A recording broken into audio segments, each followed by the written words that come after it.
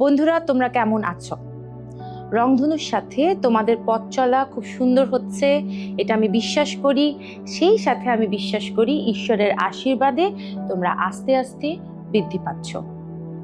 আচ্ছা বন্ধুরা, তোমাদের জীবনে এমন কোনো অপ্রত্যাশিত ঘটনা ঘটেছে যে ঘটনার জন্য একটা অন্যরকম পরিস্থিতির সৃষ্টি হয়েছে, এমন কি কোনো ঘটনা ঘটেছে? আমার জীবনে এমন অনেক ঘটনা ঘটেছে। আমি তোমাদের সাথে একটা ঘটনা শেয়ার করতে চাই।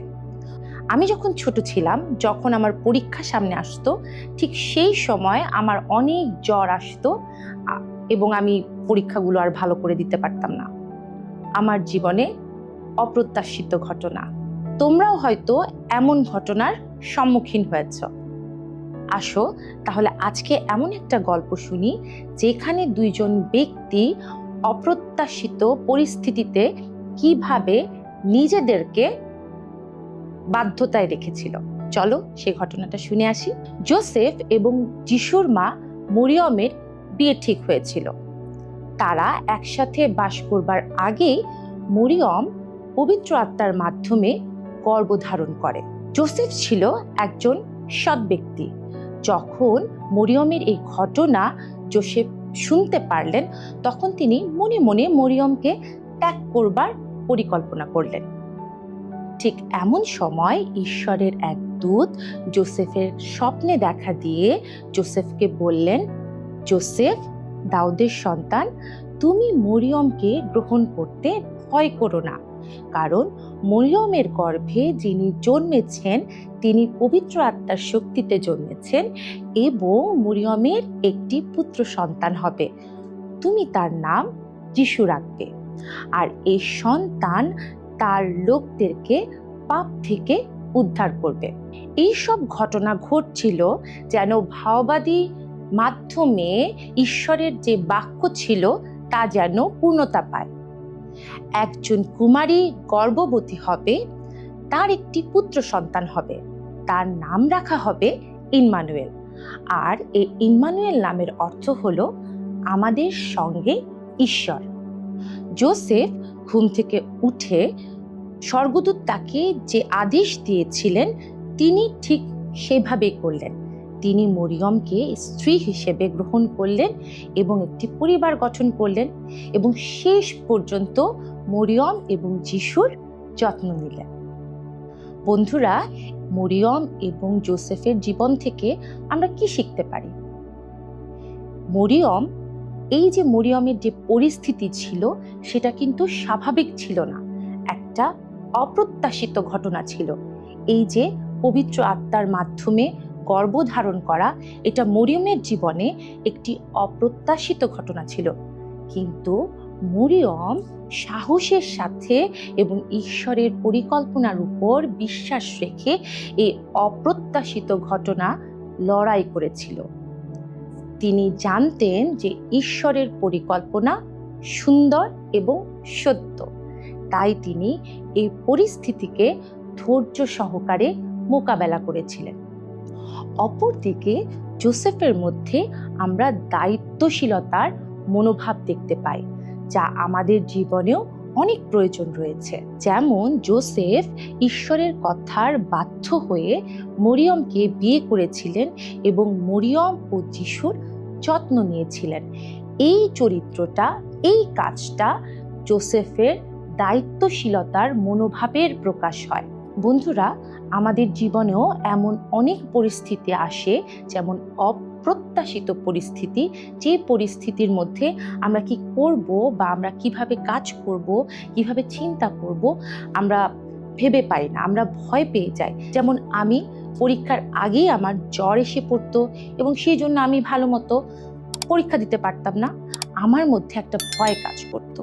আমি এই অপ্রত্যাশিত ঘটনাকে মোকাবেলা করতে পারছিলাম না।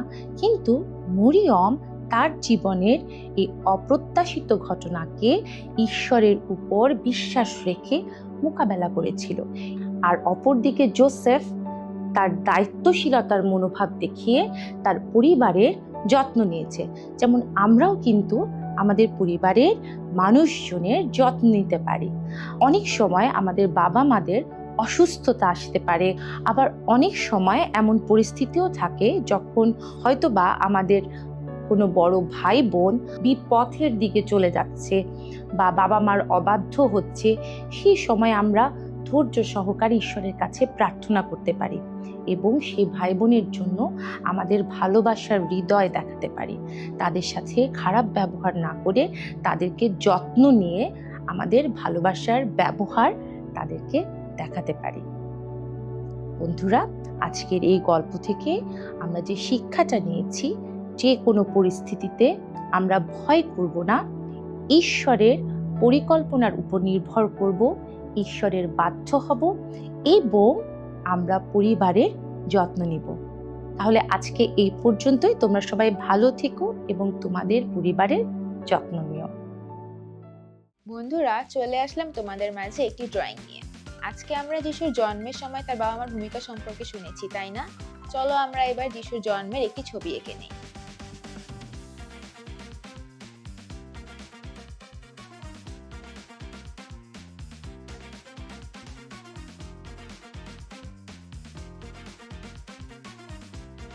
এখন আমরা আঁকতে যাচ্ছি মা মরিয়মকে।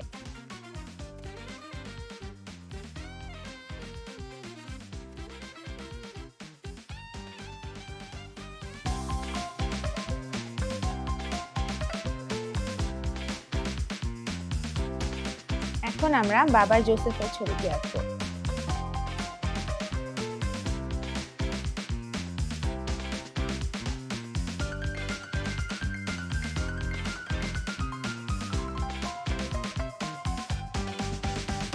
এখন আমরা শিশু যিশুর ছবিটা এঁকে নিচ্ছি।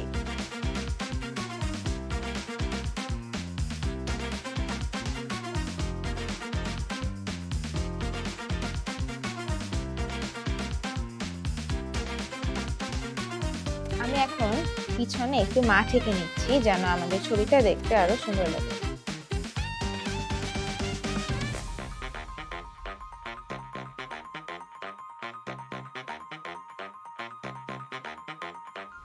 এখন আমি আকাশের তারাটি এঁকে নিচ্ছি।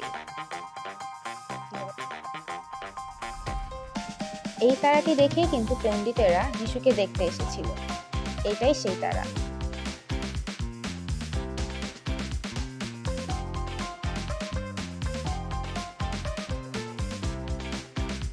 বন্ধুরা, চলো আমরা এখন আমাদের এই ছবিটি জল রং দিয়ে রং করে নিই।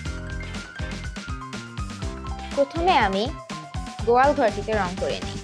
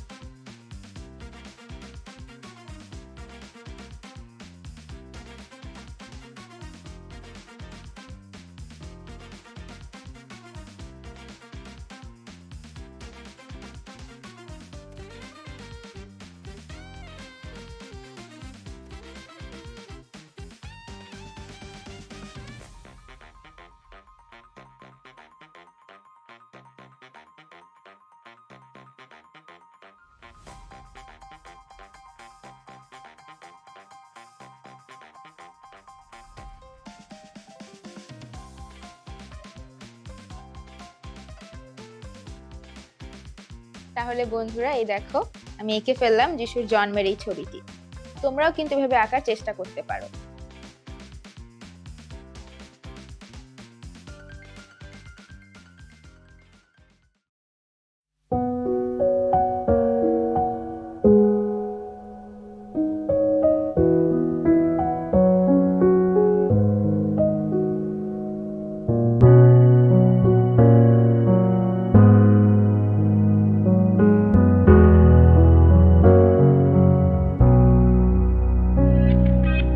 আজ মনে প্রাণে গুণগান তোমার করি,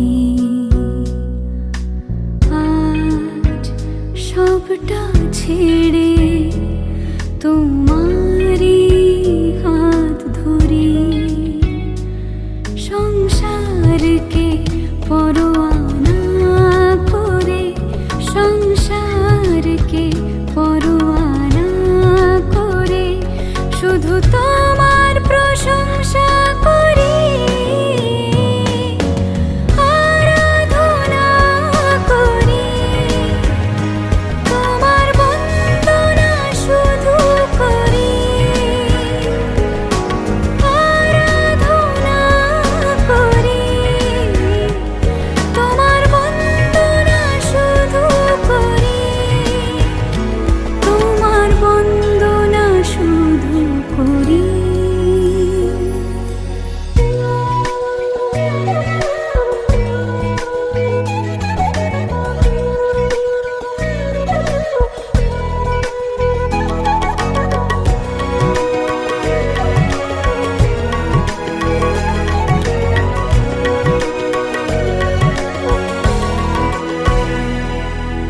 তোমারই দুয়ারে এসেছি আজ, মাথা চরণে রেখেছি আজ, তুমি আছো তাই ভালোবাসায় দু চোখে দীপ জ্বেলেছি আজ, সুখ দুঃখের পরোয়া না করে, সুখ দুঃখের পরোয়া না করে শুধু তোমার প্রশংসা করি,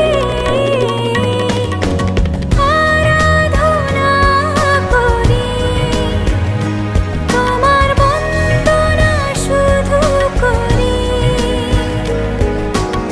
আরাধনা করি, তোমার বন্দনা শুধু করি, তোমার বন্দনা শুধু করি।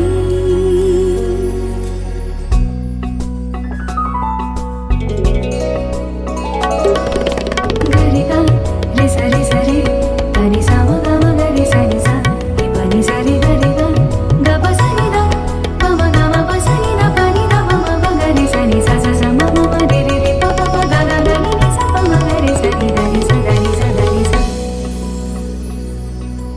তোমায় ভেবে হাত জোড় করি, ভক্তিতে নত হই, এত মহিমা তোমার তুমি ঈশ্বর, না ডেকে আমাকে ওই তনু মনকে পরোয়া না করে, তনু মনকে পরোয়া না করে শুধু তোমার প্রশংসা করি, আরাধনা করি, তোমার বন্দনা শুধু করি, আরাধনা করি, তোমার বন্দনা শুধু করি, তোমার বন্দনা শুধু করি। আজকে আমরা কি নিয়ে গল্প শুনলাম? যিশুর জন্মের সময় তার বাবা মার যে ভূমিকা ছিল। সেই সময়ে যিশুর জন্ম একটি অলৌকিক ঘটনা ছিল। যখন সেই দূত এসে তার বাবা মার কাছে এই সুখবর দিল, তখন কি এটা খুব সহজ ছিল তাদের জন্য মেনে নেওয়া? না, কিন্তু তারা ঈশ্বরের উপর বিশ্বাস করে ঈশ্বরের মহিমার জন্য তারা সামনে এগিয়ে গেল। আমরা যদি বাইবেল থেকে একটি পদ দেখি, ফিলিপিও তার 2 অধ্যায় 11 পদ, সেখানে লেখা আছে, যীশু খ্রিস্টই প্রভু, এই রূপে পিতা ঈশ্বর যেন মহিমান্বিত হন। ফিলিপিও তার 2 অধ্যায় 11 পদ, যীশু খ্রিস্টই প্রভু, এই রূপে পিতা ঈশ্বর যেন মহিমান্বিত হন। এই পদটি থেকে আমরা কি শিখলাম? যে আমাদের কাজের মাধ্যমে আমরা ঈশ্বরের গৌরব প্রদান করতে পারি এবং ঈশ্বরের মহিমা দিতে পারি। মরিয়ম এবং জোসেফের জীবন থেকে আমরা কি দেখতে পাই? এত বড় একটি সিদ্ধান্ত তারা মেনে নিল শুধুমাত্র ঈশ্বরের উপর নির্ভর করে। আমাদের জীবনেও ঈশ্বর নানানভাবে নানান কাজ করতে চাবেন, আমাদের সেই সুযোগ করে দিতে হবে। আমাদের বুঝতে হবে ঈশ্বর আমাদের জীবনে কোথায় কিভাবে কাজ করতে চান, আমাদের কাজের মাধ্যমে তিনি যেন গৌরবান্বিত হতে পারেন।